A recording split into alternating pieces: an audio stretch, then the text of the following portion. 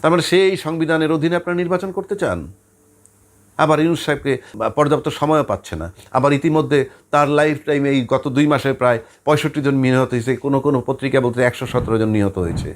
আমরা তো ভাই লাশ দেখতে চাই না। এই সমস্ত খোরা অজুহাত চলবে না। সে তত্ত্বাবধায়ক সরকার বলেন, রাজনৈতিক দলগুলো বলেন, খোরা অজুহাত। একটা লোকের যদি প্রাণ যায়, তারপরে আপনার বহাল তবিতে আরও 2000 লোক মারা যাবে, তারপরে আপনি সংবিধান সংশোধন করবেন, ইলেকশন কমিশন করবেন, তারপরে নির্বাচন দিবেন, ওই পর্যন্ত জনগণ বসে থাকবে, দ্রব্যমূল্যের ঊর্ধ্বগতি হতে থাকবে। এটা তো হয় না, এটা তো হয় না। এই দুইটা ভাইটাল জিনিস আপনাদেরকে করতে হবে। কেন রাজনীতির ঐক্যমত্য হচ্ছেন না? সবাই কি আপনারা লুটেরা না লোভী, না কি আপনারা চান কি? ঐক্যমত্য আসতে পারতেছেন না কেন? আজকের নয়াদিগন্ত পত্রিকায় একটা নিউজ, সেই নিউজটা হলো ঐক্যবদ্ধ জাতিকে বিভক্ত করার ষড়যন্ত্র চলছে, এই মর্মে উল্লেখ করেছেন জামাত ইসলামের আমির ডক্টর শফিকুর রহমান। সংবাদটির একটু অংশ যদি আমি পড়ি তাহলে বোঝা যাবে কী জিনিসটা। বাংলাদেশ জামাতি ইসলামীর আমির ডক্টর শফিকুর রহমান বলেছেন, জুলাই আগস্ট বিপ্লবে ঐক্যবদ্ধ জাতিকে বিভক্ত করার কঠিন ষড়যন্ত্র চলছে। এই ষড়যন্ত্র মোকাবেলায় রাজনৈতিক দলের নেতৃবৃন্দকে সজাগ ও সতর্ক থাকতে হবে। বিভক্তি জাতি কখনো রাষ্ট্রের জন্য কল্যাণকর নয়। আগামীর বাংলাদেশ গঠনে তিনি সবাইকে ঐক্যবদ্ধ থাকার আহ্বান জানান। গতকাল রাজধানীর কাকরাইলস্থ institute of diploma engineers Bangladesh মিলনায়তনে জামাতে ঢাকা মহানগরী দক্ষিণের নবনির্বাচিত আমিরের শপথ গ্রহণ অনুষ্ঠানে প্রধান অতিথির বক্তব্যে তিনি কথা বলেছেন। একটা বার্তা উনি দিলেন যে ঐক্যবদ্ধ জাতিকে বিভক্ত করার ষড়যন্ত্র চলছে।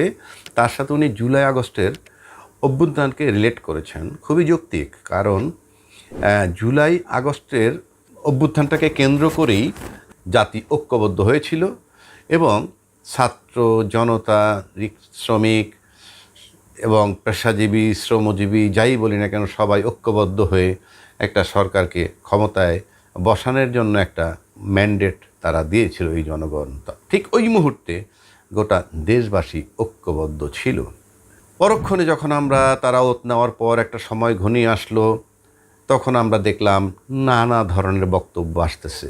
কেউ নির্বাচনের জন্য সরকারকে সময় দেয়, সব দলই সময় দেয়, আবার পাল্টা নির্বাচন চায়, এরকম বিষয়। শুধু তাই না, একেবারে সম্প্রতি ঘটে যাওয়া যদি জাতীয় পার্টির মিছিল মিটিংয়ের দিকে তাকাই, সেখানে দেখা গেল যে তাদের এটাকে ধাওয়া পাল্টা দেওয়া হয়েছে এবং তাদের মিছিল বা মিটিংকে প্রতিহত করার জন্য ছাত্র বলতে এই মুহূর্তে বৈষম্য বিরোধী ছাত্র যারা, তারা এটা সাংঘাতিকভাবে প্রতিহত করেছে। তারপর আবার পুলিশি নিষেধাজ্ঞা আসছে যে আপাতত কেউ জনসমাবেশ করতে পারবে না। এখন প্রশ্ন হচ্ছে, জাতীয় পার্টি যখন মাঠে নামলো তখন তাদেরকে প্রতিহত করতে আরেকটা ছাত্র গ্রুপ গেল। সে ছাত্র যেই হোক, সে বৈষম্য বিরোধী হোক, সমন্বয়করা হোক, কিংবা নাগরিক কমিটির লোক হোক, এই যে পাল্টা কর্মসূচি একই দিনে দেওয়ার, যেটা আমরা অতীত কালচার আমাদের, অর্থাৎ ক্ষমতাসীন আওয়ামী লীগ যখন ক্ষমতায় ছিল, যাদেরকে আমরা স্বৈরাচারী সরকার বলি, তারা যখন বিএনপি মিছিল ডাকতো বা সমাবেশ দিত, একই দিনে তারা শান্তি সমাবেশ ডাকতো। মানে শান্তির প্রতিষ্ঠা তারা করতে করতে এমন একটা পর্যায়ে গেছে যে ছাত্র জনতা তাদেরকে বিতাড়িত করতে বাধ্য হয়েছে তাদের শান্তির নমুনা দেখে। তো আজকে যেহেতু উনি, তখনও কিন্তু আওয়ামী লীগ এই ধরনের বক্তব্য দিত যে গভীর ষড়যন্ত্র চলতেছে, জাতিকে বিভক্ত করা যাবে না, এই মুক্তিযুদ্ধের পক্ষের শক্তি বিপক্ষের শক্তি লড়াই, বিপক্ষের শক্তিরা মাথাচাড়া দিয়ে উঠতেছে, ইত্যাদি ইত্যাদি। তাহলে এখন ষড়যন্ত্রটা, জাতিকে বিভক্ত করার ষড়যন্ত্র চলছে, পরিষ্কার করতে হবে ওনাকে যে কীভাবে, মানে কে ষড়যন্ত্রটা কারা করছে, ষড়যন্ত্রকারী কারা। এমন কথা মনে হয় 1 নম্বর হলো ক্ষমতায় থেকে জানা যায়, আর 2 নম্বর হলো যদি অন্য কেউ জানে সেটা হলে তাহলে তাদের কাছে ইনফরমেশন আছে। এখন ঐক্যবদ্ধ ছিল জুলাই আগস্টের আন্দোলনের কোনো সন্দেহ নাই, 5ই আগস্ট আন্দোলন পর্যন্ত এবং ওত নেওয়া পর্যন্ত। তারপরে আমরা আস্তে আস্তে ধীরে ধীরে দেখতেছি অতি সম্প্রতি যেটা হয়েছে, একটা অভ্যুত্থানের পর যখন একটা সরকার ক্ষমতার থেকে বিতাড়িত করে, তার রাষ্ট্রপতি যখন ক্ষমতায় আবার বসে থাকে, তখন রাজনৈতিক দলগুলো যখন বলে যে এই রাষ্ট্রপতি অপসারণ করতে গেলে সাংবিধানিক সংকট হবে, আবার কিছু রাজনৈতিক দল যাদের কোনো লোকজন নাই বললেই চলে, তারা আবার বলতেছেন রাষ্ট্রপতি অপসারণ দরকার, তবে সাংবিধানিক জটিলতা যাতে না হয় সেটাও খেয়াল রাখতে হবে। তাহলে ঐক্যবদ্ধ বা বিভক্তি করার ষড়যন্ত্র কোথায়? শুধু রাজনীতিবিদদের ভিতরে। এখানে আমজনতা বলতে কিছু নাই। আমজনতার সাথে কাজ কি? আমজনতা নাকি কোনো মিটিং হয়? আমজনতা নাকি কোনো মিছিল হয়? আমজনতা বলতে কিছু নাই। আমজনতা বলতে সকল যারা বলতে এরা হয়তো দেখা গেল যখন যারা একটু ভালো ফর্মে থাকে তাদের পিছনে ঘুরতেছে। আজকে ছাত্রলীগের বহু লোক আছে যারা নাকি এই সমন্বয়কদের পিছিয়ে ঘুরতেছে, কারণ তারা চিনবে না। প্রত্যেকে চিনবে তারা ডাকলে আসতেছে, তারা কারা আসতেছে, সামনে সামনে ঘুরে পরিচিত করতেছে নিজেকে, আমরা সমন্বয়কের সাথে আছি। তারা হতে পারে ছাত্রলীগ বা হতে পারে অন্য দলের কর্মী। হ্যাঁ, তবে বিএনপি জামাতের কর্মী হবে সেটা আমরা বিশ্বাস করতে চাই না। তাহলে আপনার বিভক্তিটা কোথায়? বিভক্তির রাজনৈতিক দলের মধ্যে আপনি ঐক্যমত্য হতে পারতেছেন না। এই বিভক্তি আপনাদের থাকবে। আপনারা রাষ্ট্রপতি সরাইতে পারতেছেন না। রাষ্ট্রপতি আপনার সরাইলে কি না সরাইলে কি আমার প্রয়োজন নাই বা আমি বুঝিও না। কিন্তু স্বৈরাচারী সরকার পতনের সাথে তার তো অপসারণ খুবই জরুরি ছিল। কেন আপনি ঐক্যমত্যে আসতে পারতেছেন না? 2 নম্বর হইল, এই রাজনীতিবিদদের সাথে যে আলোচনা হইতেছে তারা আমি দেখতেছি যে আমি তো কোনো পার্থক্য দেখতেছি না। জাতীয় পার্টির সমাবেশ হবে, আপনি কাউন্টার যাবেন, শান্তি মিছিল নিয়ে যাবেন, অথবা আপনাদের থাকবে। এখন প্রশাসন আপনার মাঠে নাই, আমরা লক্ষ্য করে দেখতেছি। আবার নির্বাচনের সংস্কার করবেন। আর সাধারণ লোকরে নিয়ে আপনার কথা বলতেছেন না কেন?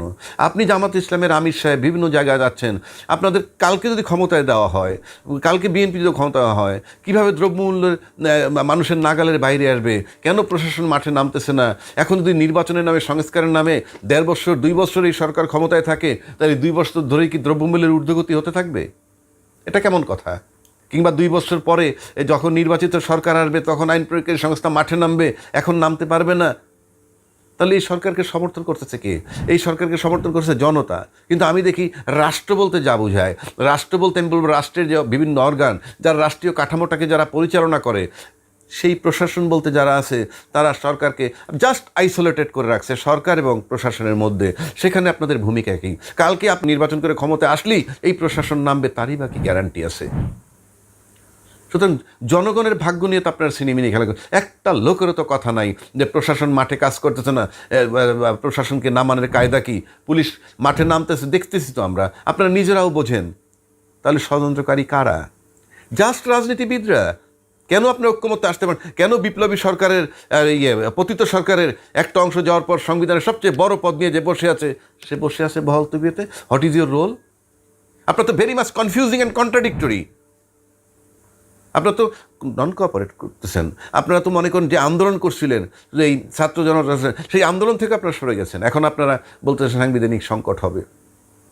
সুতরাং এই ষড়যন্ত্রকারী কারা? বিভক্তির ষড়যন্ত্রকারী কারা?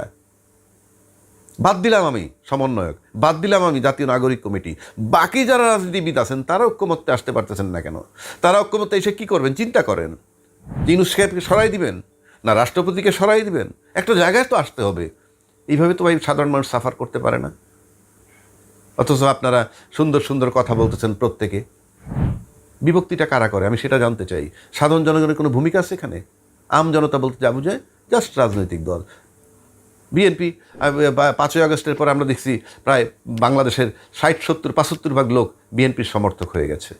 কিন্তু যখন আমরা দেখলাম বিএনপির মতো অত বড় একটা দল বলতেছে যে রাষ্ট্রপতিকে অপসারণ করলে সাংবিধানিক সংকট হতে পারে, তার পপুলারিটি অনেক কমে গেছে।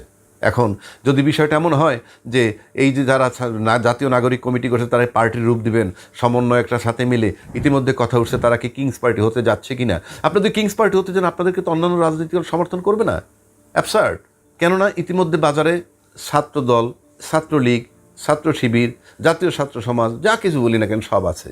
তার ভিতরে যারা আজকে ছাত্র সমন্বয়ক বৈষম্যবিরোধী আন্দোলন করে, আমি দেখি সেখানে 3টা পার্ট হয়ে গেছে। একটা পার্ট হলো সমন্বয়করা বা বৈষম্য বিরোধী, আর একটা পার্ট হলো জাতীয় নাগরিক কমিটি, আর একটা পার্ট হলো সরকার। আবার এই সরকারের সাথে এরা ওতপ্রোতভাবে জড়িত সেটা বোঝা যায়। তাহলে তাদের কি এখতিয়ার আছে? তারা আলোচনায় বসে রাজনৈতিক দলগুলোর সাথে তারা সলভ করবে কিভাবে? কি ঐক্যমত্যটা কি? এখন ধরা যাক বিএনপি আইসা আবার ইয়েদের সমন্বয়কদের সাথে যোগ দিয়ে বলল আমাদের রাষ্ট্রপতি অপারেশন করা দরকার। অপসারিত কীভাবে হবে, কোন পদ্ধতিতে? রাষ্ট্রপতি যদি পদত্যাগ না করে, রাষ্ট্রপতির সাথে প্রশাসন আছে, আমি দিব্যি দেখতে পাচ্ছি রাষ্ট্রপতির সাথে প্রশাসন আছে। আমি আবারও বলছি, রাষ্ট্রপতি গেলে কি আর না গেলে কি, আমার কিচ্ছু আসে যায় না।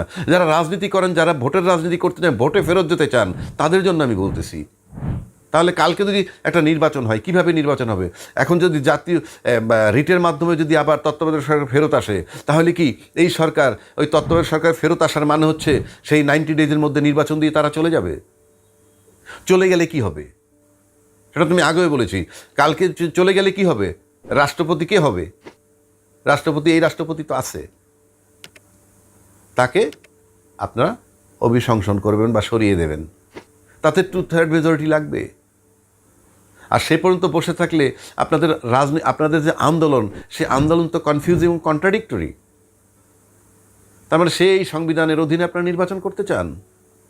আবার ইউনূস সাহেবকে পর্যাপ্ত সময়ও পাচ্ছে না। আবার ইতিমধ্যে তার লাইফ টাইমে এই গত 2 মাসে প্রায় 65 জন নিহত হয়েছে, কোনো কোনো পত্রিকা বলতে 117 জন নিহত হয়েছে।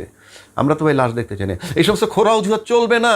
সে তত্ত্বাবধায়ক সরকার বলেন, রাজনৈতিক দলগুলা বলেন, খোরা অজুহাত। একটা লোকেরও যদি প্রাণ যায়, তারপরে আপনার বহাল তবিতে আরও 2000 লোক মারা যাবে, তারপরে আপনি সংবিধান সংশোধন করবেন, ইলেকশন কমিশন করবেন, তারপরে নির্বাচন দিবেন। ওই পর্যন্ত জনগণ বসে থাকবে, দ্রব্যমূল্যের ঊর্ধ্বগতি হতে থাকবে। এটা তো হয় না, এটা তো হয় না।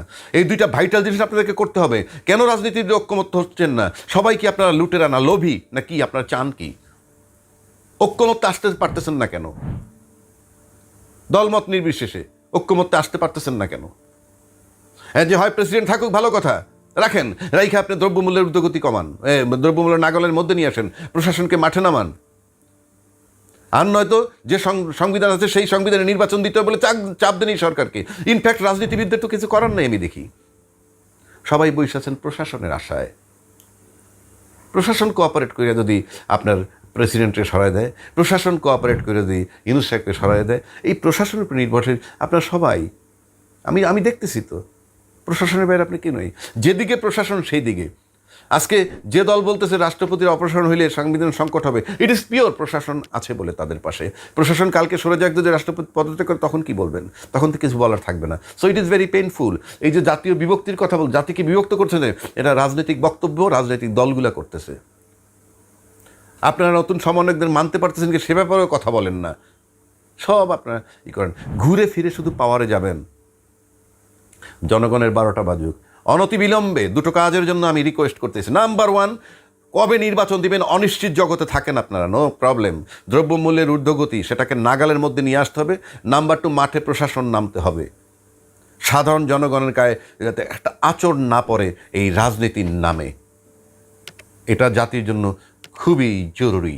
এই মর্মে সিদ্ধান্ত আসুক, দ্রুত কাজ করেন, নয়তো আমরা আমাদের মুখ খুলতে থাকবো। একটা পরিষ্কার বিরোধী লোক হিসাবে আমরা দাঁড়াবো। আমি ব্যক্তিগতভাবে আমার বক্তব্য থেকে সরব না। এই তত্ত্বাবধায়ক, এই অন্তর্বর্তীকালীন সরকার হন আর রাজনৈতিক দল হন, আপনারা ঐক্যমতে না আসতে পারলে জাতি সাফার করতে পারবে না। আর আপনারা ক্ষমতা আসলে পরে, রাজনৈতিক দল ক্ষমতা আসলে পরে সব কিছু ঠিক হয়ে যাবে। এই কারিশমাটা বলে দিলে আমরা ইউনূস সাহেবকে সরানোর জন্য যত কিছু বলা লাগে আমরা সারাদিন সকাল বিকাল বলবো। সাধারণের দিকে তাকিয়ে